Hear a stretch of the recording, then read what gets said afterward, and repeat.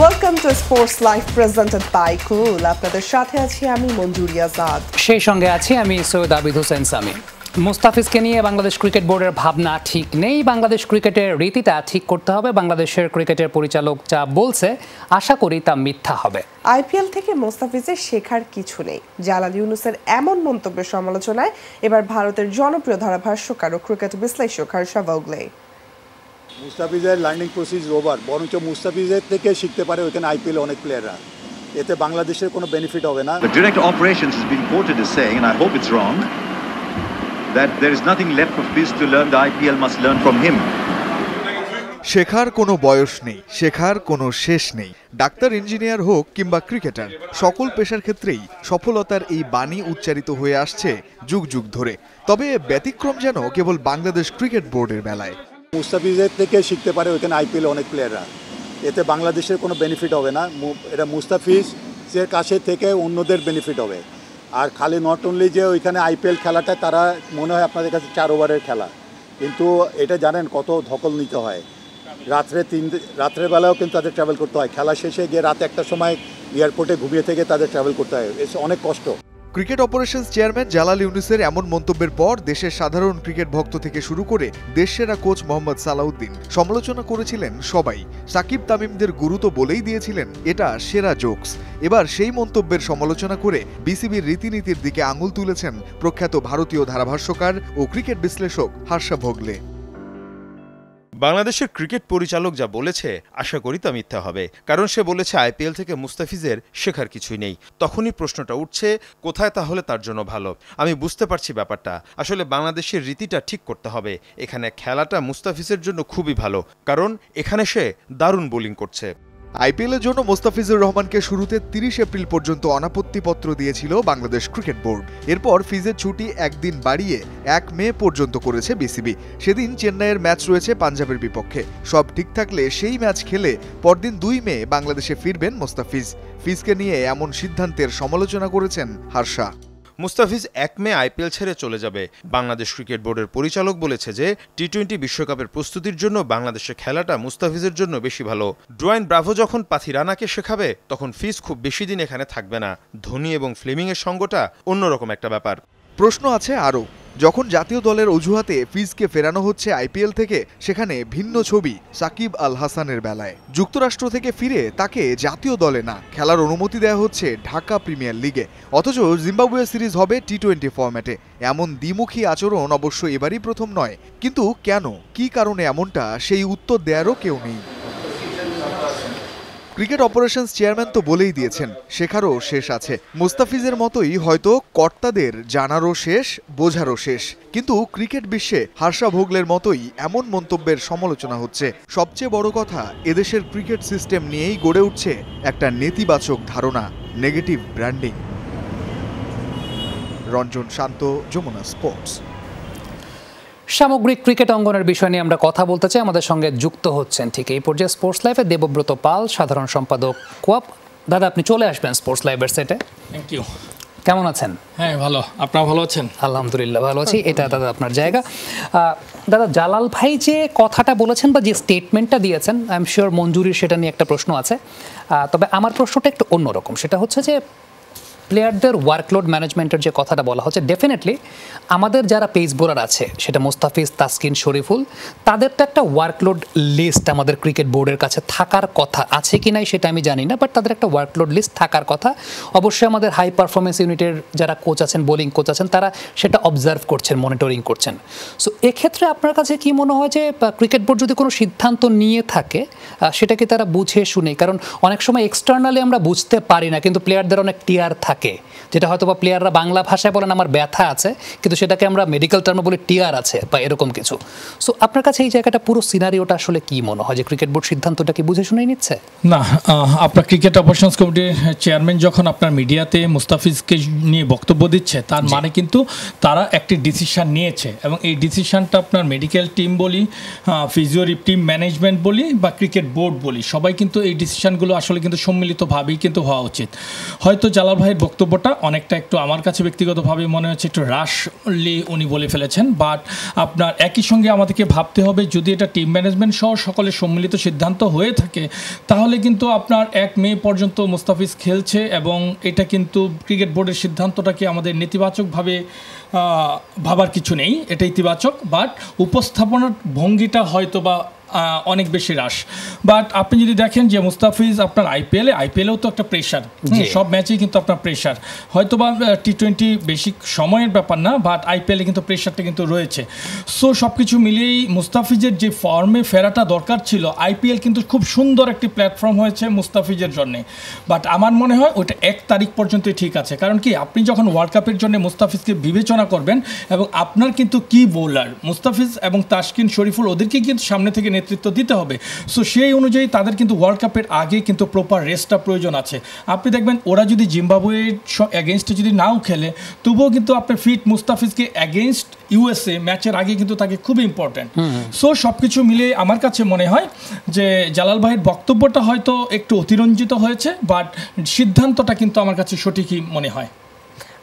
দাদা, আমি একটু জানতে চাই যে এই যে গণমাধ্যমের সামনে এসে এই যে হঠাৎ করে কোনো একটা কথা বলা, সেটাকে আবার মিসকোট করা, যেমন হচ্ছে কি শেখা কিছু নেই, এই কথাটাই তো বেসিক্যালি, এই কথাটা নিয়েই তো আসলে এত কথা।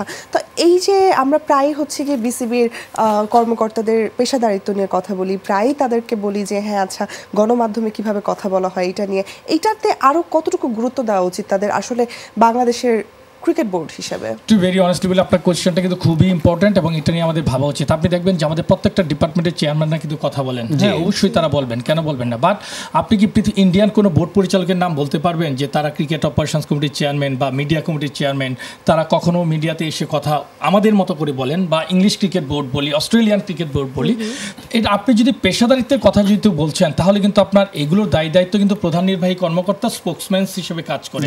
তারপরও যদি আপনার মনে হয় যে ক্রিকেট অপারেশনস কমিটির আপনার অপারেশনস ম্যানেজার রয়েছে, ওনারা কিন্তু কাজ করবে। আসলে কি আমাদের এক একটা দেশের সংস্কৃতিটা এক এক রকম, আমাদের দেশের সংস্কৃতিটা এরকমভাবেই গড়ে উঠেছে। সো আমার মনে হয় আমাদের এখন ভাবা উচিত যে আপনি যখন পেশাদারিত্বের কথা বলবেন, সব কমিটির চেয়ারম্যানরা কিন্তু এত পেশাদার হয়ে ওঠেন না, কারণ তারা কিন্তু আপনি দেখবেন জেলা পর্যায়ের সংগঠক থাকেন, বিভাগীয় পর্যায়ের সংগঠন থাকেন, সাবেক ক্রিকেটাররা থাকেন, সবার কিন্তু কথা মুখপাত্র হয়ে ওঠার মতো প্রকাশভঙ্গিটা থাকে না। সো আমার কাছে মনে হয় যেহেতু পেশাদারিত্বের কথাই আপনি বলছেন, সেহেতু সংশ্লিষ্ট ডিপার্টমেন্টের যদি ম্যানেজাররা কথা বলেন, তাহলে হয়তো বা জিনিসটা একটা জবাবদিহিতা থাকে, এবং জিনিসটা স্পোকসম্যান হিসেবেও জিনিসটা অত্যন্ত আকর্ষণীয় হয়। আমার কাছে মনে হচ্ছে ওই জায়গাটাই যে মিস ইন্টারপ্রিটেশন, হয়তো বা কেউ একটা কথা বলতে চাচ্ছেন কিন্তু গুছিয়ে বলতে পারছেন না, সেটার একটা মিস ইন্টারপ্রিটেশন তৈরি হয়ে যায়। এখন যেহেতু সোশ্যাল মিডিয়ার যুগ, ট্রলিং একদম সব জায়গাতে রয়েছে। আমরা একটু ঢাকা প্রিমিয়ার ডিভিশন লিগের একটা আপডেট দর্শকদেরকে একটু দিয়ে আসতে চাই। 2 দিন বিরতির পর আবারও মাঠে গড়াচ্ছে ডিপিএল এর সুপার লিগের ম্যাচ। বৃহস্পতিবার 3 ভেন্যুতে লড়বে শীর্ষ 6 দল। টেবিল টপার আবাহনী লিমিটেডের প্রতিপক্ষ 6ষ্ঠ অবস্থানে থাকা গাজী গ্রুপ ক্রিকেটার্স। আসরে এখন পর্যন্ত 12 ম্যাচ খেলে একমাত্র অপরাজিত দল হিসাবে 24 পয়েন্ট নিয়ে শীর্ষে আবাহনী। সমান ম্যাচে 14 পয়েন্ট গাজী। ফতুল্লার মুখোমুখি হবে দু দল। সাভারে শেখ জামালের বিপক্ষে লড়বে শাইনপুকুর ক্রিকেট ক্লাব। আসরে 9 জয়ের বিপরীতে 3 পরাজয় দ্বিতীয় অবস্থানে থাকা শাইনপুকুর। অন্যদিকে 8 জয় আর 4 পরাজয় নিয়ে টেবিলের 4 নম্বরে ধানমন্ডি ক্লাব। দিনের অপর ম্যাচে মিরপুরে প্রাইম ব্যাংকের প্রতিপক্ষ মোহামেডান। 12 ম্যাচে 9 জয় নিয়ে টেবিলের 3-এ মোহামেডান। সমান ম্যাচে 7 জয় নিয়ে 5-এ প্রাইম ব্যাংক। সোমবার জয় দিয়ে সুপার লিগ শুরু করেছে আবাহনী, শাইনপুকুর ও মোহামেডান।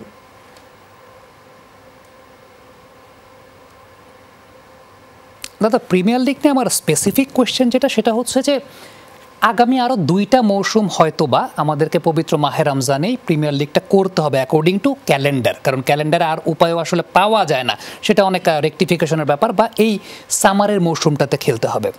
আপনার কাছে কি মনে হয় কিনা যে আমাদের ক্রিকেটারদের আরও বেটার কাউন্সেলিং পাওয়া দরকার রিগার্ডিং এই গরমে তারা কিভাবে খেলবে, তাদের নিউট্রিশনটা কেমন হবে, এই জায়গাটা আর একটু প্রফেশনালিজম দরকার কিনা? কারণ হয়তো বা টপ সার্কিটের 10, 12, 20 জন ক্রিকেটার সেটা জানে, মেনটেন করতে পারে, প্রিমিয়ার লিগ খেলছে দেশীয় ক্রিকেটার, এটা কি আসলে বেটার কাউন্সেলিং দরকার কিনা? আপনি পবিত্র মাহে রমজান বলেন এবং আমাদের যে টেম্পারেচার তাপদাহের কথা বলছি সেটা বলে, এটা কিন্তু খুব ইম্পর্টেন্ট কোয়েশ্চেন। আপনি দেখবেন যে ন্যাশনাল টিমের আশেপাশে যারা থাকে এবং ন্যাশনাল টিমে যারা থাকে তারাই কিন্তু এই ব্যাপারগুলো নিয়ে কনসার্ন থাকে, বিকজ তাদের এই চর্চাটা থাকে এবং উপযুক্ত শিক্ষাটা পেয়ে থাকে। আদার্সরা কিন্তু আসলে এটা কিন্তু হয়ে ওঠে না। সো এই ক্ষেত্রে কিন্তু ভেরি ইম্পর্টেন্ট কোয়েশ্চেন। আজকেও দেখবেন আপনি একজন বিশ্ববিদ্যালয়ের ছাত্র কিন্তু এই তাপদাহের জন্য মারাও গিয়েছেন। তো হয়তো ক্রিকেটাররা অনেক বেশি ফিট থাকেন, এই কারণে তারা সহ্য ক্ষমতাটা অনেক বেশি থাকে, অ্যাডাপ্টেশন যেটা আমরাকে বলি।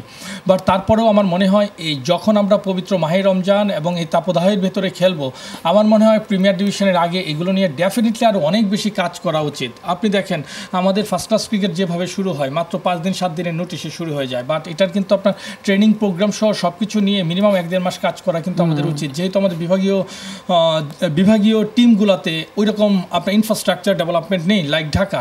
সো এইটা হইতে পারে। আপনার প্রিমিয়ার ডিভিশনে কিন্তু আমরা খুব অল্প সময় নোটিশে করি, বাট এটা কিন্তু খুবই কনসার্ন প্লেয়ারদের সেফটি এবং সিকিউরিটির জন্য, যে তাদেরকে আরও বেশি কনসার্ন করা, তারা কিভাবে নিজেদেরকে মেনটেন করবে এই সময়ের ভেতর। হ্যাঁ, সো সব কিছু মিলেই আমার কাছে মনে হয় এটা নিয়ে কিন্তু স্পেশালি একাডেমিক সেশন কিছু এরকম হওয়া উচিত।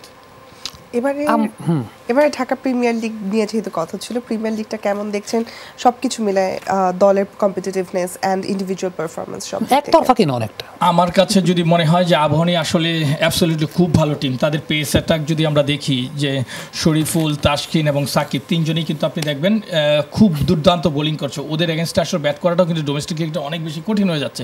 সো আবাহনী ডেফিনেটলি একেবারেই কিন্তু দুর্বার গতিতে এগিয়ে যাচ্ছে, যে কারণে কিন্তু অনেক কম্পিটিটরটা হচ্ছে না। বাট একটা জিনিস কিন্তু খুব ইম্পর্টেন্ট, আমরা কিন্তু আগে প্রিমিয়ার ডিভিশনগুলোতে দেখতাম যে ছোট টিম বড় টিমকে কিন্তু হারিয়ে দিত।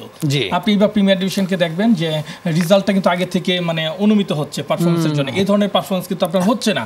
আপনি যদি দেখেন যে এইবার স্কোর, হ্যাঁ, রানের যে ব্যাপারটা, রানও কিন্তু আশানুরূপভাবে কিন্তু হচ্ছে না। এই গরমের মধ্যে কিন্তু উইকেটগুলোও কিন্তু ফ্ল্যাট থাকে। সো একটা ফ্ল্যাট উইকেটে আপনি যেরকম আশা করতে পারেন যে রান হবে, সেই রানটা কিন্তু তুলনামূলকভাবে আপনি দেখবেন যে 4 থেকে 5টা টিম করতে পারছে। হ্যাঁ, কিন্তু অন্য টিমগুলো কিন্তু সুপার লিগের আগে খুব একটা কিন্তু হয়নি। লো স্কোরিং ম্যাচ অনেকগুলো হয়েছে এবং অনেক ম্যাচ কিন্তু বড় ব্যবধানে কিন্তু টিমগুলো কিন্তু জিতেছে। সো প্রিমিয়ার ডিভিশনটা আমার কাছে মনে হয় অন্যান্য বছরের তুলনায় গত বছরে কিন্তু খুব ভালো কম্পিটিটিভ কিন্তু হয়েছে কিন্তু। সো এই বছর আমার কাছে মনে হচ্ছে তুলনামূলকভাবে, হ্যাঁ, আপনার কম্পিটিশনে হয়তো আবাহনী টিম সহ অন্যান্য টিমগুলোর গভীরতাটা হয়তো বেশি, বাট প্রিমিয়ার ডিভিশনে এ ধরনের কিন্তু আপনি একটি অঘটনও কিন্তু আপনি দেখতে পারবেন না যে প্রিমিয়ার ডিভিশনে হয়েছে।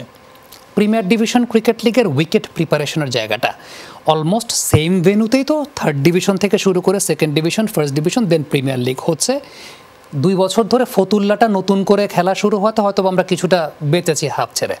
বাট আপনার কাছে কি মনে হয় কিনা যে এই ক্যালেন্ডারটা অনেক বেশি হেকটিক উইকেট প্রিপারেশন করার ক্ষেত্রে বা প্রিমিয়ার লিগে বেস্ট আউটপুটটা দেওয়ার জন্য? ডেফিনেটলি আপনি যখন একটি মাঠেই কিন্তু আপনার 3rd division, 2nd division, 1st division, premier division হবে, ডেফিনেটলি উইকেটের তো রেস দরকার। ঘাস হতো একটা প্রাণ, হ্যাঁ, ওরও তো আপনার একটা রেস্ট প্রয়োজন, হ্যাঁ, একটা ওয়াটারিং সহ একটা নার্সিং প্রয়োজন, আর পিচ তো আপনার আরও বেশি ইম্পর্ট্যান্ট। হ্যাঁ, সো আপনি দেখবেন যে আপনার যারা, আমাদের তো একটা লিস্ট এ ম্যাচ এবং প্রিমিয়ার ডিভিশন শুধুমাত্র লিস্ট এ ম্যাচ না, আমাদের বাংলাদেশ ক্রিকেটের মেইন প্ল্যাটফর্মেই, আমি বিপিএল বলবো না, আমি বলবো প্রিমিয়ার ডিভিশন এবং ফার্স্ট ক্লাস ক্রিকেট। সো এই জায়গায় আপনার উইকেটটা তো আরও বেশি ইম্পর্ট্যান্ট। এখন আমাদের তো আসলে কিছু করার নাই, আমাদের আছেই হাতে মাত্র 3-4টা ভেন্যু। সো এদেরকে নিয়েই আসলে আমাদের কাজ করতে হবে, বিকজ আগামী দিনে যদি আমরা সামনের দিনগুলোতে যদি আমরা আরও 4-5টা মাঠ তৈরি না করি, তাহলে কিন্তু আপনার ক্রিকেট কিন্তু এইভাবেই কিন্তু থাকবে। মাঠ সংস্কারের ব্যাপারে বিসিবি সবসময় বলেছে মাঠ তো এনএসসির সম্পত্তি। এখন বিসিবি প্রেসিডেন্ট এবং এনএসসির চেয়ারম্যান যখন একই ব্যক্তি, তখন এই এক্সপেকটেশনটা আসতে পারে কিনা? আইপিএল এর যে ভেন্যুগুলো হচ্ছে, হ্যাঁ, এগুলো কিন্তু বিসিসিআই এর সম্পত্তি। হ্যাঁ, প্রত্যেকটা প্রদেশ, এই চেন্নাই সুপার কিংস খেলা হচ্ছে, এটা কিন্তু প্রত্যেকটা প্রদেশের আন্ডারে নিজস্ব ভেন্যু। কাজেই আমাদের হয়তো কালচারটা অন্যভাবে, সরকারি কাঠামো অন্যভাবে গড়ে উঠছে, কিন্তু আমাদের কিন্তু এখন উচিত হবে অন্তত, আপনি ইন্টারন্যাশনাল প্যানেল আমরা না পারলাম, বাট ডোমেস্টিক ক্রিকেটের জন্য আমাদের অন্তত 3-4টা মাঠ তৈরি করা। আজকে যদি বিকেএসপি বলে, এই প্রসঙ্গটায় আসবো, আরেকটা রিপোর্ট আমাদের কাছে আছে, ইমার্জেন্সি বেসিসের রিপোর্ট একটু চালাতে হচ্ছে। মঞ্জুরি, আমার মনে হয় অ্যানাউন্সমেন্টটা তুমি দিয়ে দাও। আগামী 1 মে আগেই ঘোষণা করতে হবে টি20 বিশ্বকাপের দল। তাই তো জিম্বাবুয়ে সিরিজের আগেই দল আইসিসিকে পাঠিয়ে দেওয়ার প্রস্তুতি প্রায় শেষ করেছে বিসিবি। কিন্তু এই দলেও আনা যাবে পরিবর্তন। আইসিসির নিয়মে 25 মের আগে ইচ্ছামতো যে কোনো পরিবর্তনই আনা সম্ভব এই স্কোয়াডে। তবে এই ডেডলাইনের পর ইনজুরির কারণে পরিবর্তনের নিতে হবে আইসিসির অনুমোদন। বিশ্বকাপের একটা ছায়াদল এর মধ্যে বাছাই করে ফেলেছেন নির্বাচকরা। সম্ভাব্য ক্রিকেটারদের ভিসা করাও শেষ। বাংলাদেশের হয়ে কারা যাচ্ছেন বিশ্বকাপ খেলতে, সে প্রশ্নের উত্তর আছে জিম্বাবুয়ের বিপক্ষে প্রস্তুতির জন্য ঘোষণা করা দলেই। 17 ক্রিকেটার আছেন সেখানে, আছেন সাকিব আল হাসান আর মুস্তাফিজও। এই 19 জন থেকে বাদ পড়বেন 4 জন। সেই 4 জনের মাঝেই আবার থাকবেন ব্যাকআপ ওপেনার, স্পিনার, পেসার এবং লোয়ার অর্ডার ব্যাটার। যদিও এর বাইরে মেহেদী হাসান মিরাজের কথাও বলেছিলেন প্রধান নির্বাচক, তবে সৌম্য সরকার পুরোপুরি ইনজুরি থেকে সেরে না উঠলেও বিশ্বকাপে দল ঘোষণার ডেডলাইনের আগে নেই কোনো ম্যাচ, তাই তো তিনিও থাকছেন বিবেচনায়। সৌম্য সরকারও সম্পূর্ণ সুস্থ নয়, তিনি ইনজুরি থেকে আস্তে আস্তে ফেরত আসার চেষ্টা করছেন, আপনারা জানেন। তো সেখানেও তার নিবিড় একটা পর্যবেক্ষণ হবে। আমাদের স্ট্রেংথেন ট্রেনার আছেন ওখানে, আমাদের ফিজিও আছেন, তারা দেখবেন। বাট কৌশলগত দিক থেকে যে লেকচারগুলো হবে সেগুলোতে তিনি যেন পার্টিসিপেট করতে পারেন, সেই জন্য তিনি দলের সঙ্গে থাকবেন। 1 মের আগেই ঘোষণা করতে হবে টি-20 বিশ্বকাপের 15 সদস্যের দল। অন্য সবার মতো বিসিবিও পাঠাবে দল। প্রশ্ন হচ্ছে, এই 15 জনেই কি চূড়ান্ত? জিম্বাবুয়ে সিরিজ শুরু 3 মে, তাই কেউ যদি জিম্বাবুয়ে সিরিজে ভালো করেন তবে তার কি ভাগ্য খোলার কোনো পথ খোলা থাকবে? উত্তর হচ্ছে হ্যাঁ। আইসিসি নিয়মে আগামী 25 মের আগে যে কোনো পরিবর্তন ইচ্ছে মতো করতে পারবে বোর্ডগুলো। এমনকি 15 জনের পুরো দলটাও পরিবর্তন সম্ভব আইসিসির কোনো টেকনিক্যাল কমিটির অনুমোদন ছাড়াই। কিন্তু 25 মের এই ডেডলাইন শেষ হবার পর পরিবর্তন করতে হলে নিতে হবে আইসিসির অনুমোদন।